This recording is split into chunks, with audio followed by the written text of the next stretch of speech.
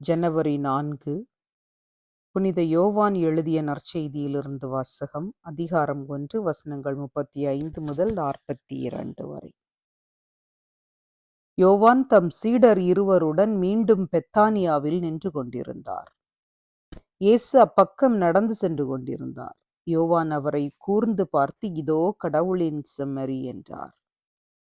அந்த சீடர் இருவரும் அவர் சொன்னதை கேட்டு இயேசுவை பின்தொடர்ந்தனர்.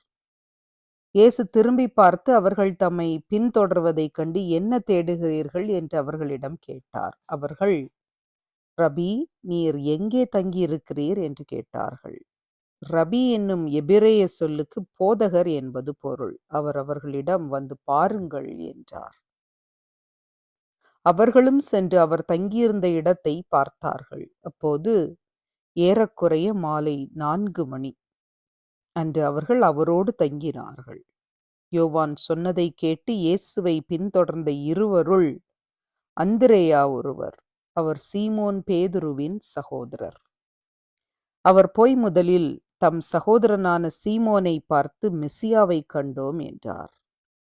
மெசியா என்றால் அருள் பொழிவு பெற்றவர் என்பது பொருள். பின்பு அவர் சீமோனை இயேசுவிடம் அழைத்து வந்தார். இயேசு அவரை கூர்ந்து பார்த்து, நீ யோவானின் மகன் சீமோன், இனி கேபா எனப்படுவாய் என்றார். கேபா என்றால் பாறை என்பது பொருள். இது கிறிஸ்து வழங்கும் நற்செய்தி. கிறிஸ்துவே உமக்கு புகழ். சிந்தனை. இயேசு தம்மை பின்தொடர்ந்த இரு சீடர்களிடம் என்ன தேடுகிறீர்கள் என்று கேட்கின்றார்.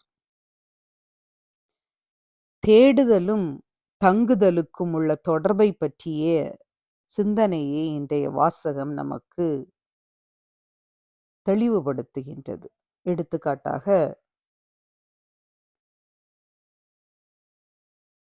சென்னையிலிருந்து வேலை செய்ய விரும்பும் ஓர் இளைஞன் தனது சொந்த ஊரில் இருந்து கொண்டு வேலை தேடினால் வேலை கிடைப்பது சற்று அரிதுதான்.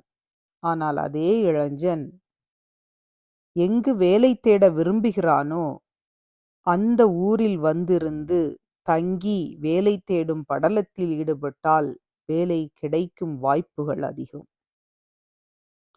அதை போன்று சிலர் இறைவனை தேட இமயமலைக்கு சென்று இடங்களுக்கு தங்கி அங்கிருந்து இறை அனுபவத்தை பெற்றுக்கொள்கிறார்கள். சிலர் பல தியான இல்லங்கள், வேளாங்கண்ணி போன்ற திருத்தலங்களுக்கு சென்று தங்கியிருந்து இறை அனுபவத்தை பெற்றுக்கொள்கிறார்கள்.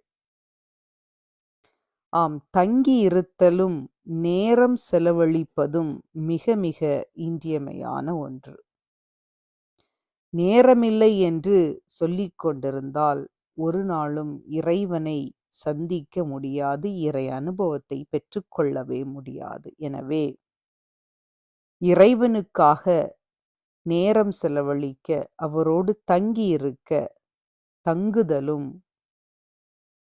இறை அனுபவத்தை பெறுவதற்கு மிக மிக இன்றியமையான ஒன்று என்பதையே இன்றைய வரிகள் நம் ஒவ்வொருவருக்கும் நினைவூட்டுகின்றது. எனவே இறை அனுபவத்தை பெற சரியான இடங்களில், இறை அனுபவம் மிகுந்த இடங்களில் தங்குதலும் அதற்கான தேடுதலும் மிக மிக அவசியம் என்பதை நாம் இன்று நமது உள்ளத்தில் ஏற்று முயற்சி எடுப்போம்.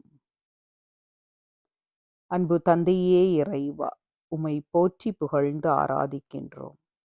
உலக இன்பங்களை விட உம்மை சற்று அதிகமாக தேடவும், உமக்காக உம்மோடு தங்கியிருக்க நேரம் ஒதுக்கவும், நேரத்தை செலவழிக்கவும், உம்மோடு இறை அனுபவத்தை பெற்றுக்கொள்ள வேண்டிய அருளை எங்கள் ஒவ்வொருவருக்கும் தந்து எம்மை வழிநடத்தும் அப்பா. உமக்கே புகழ், உமக்கே மாட்சி, உமக்கே நன்றி. ஆமென்.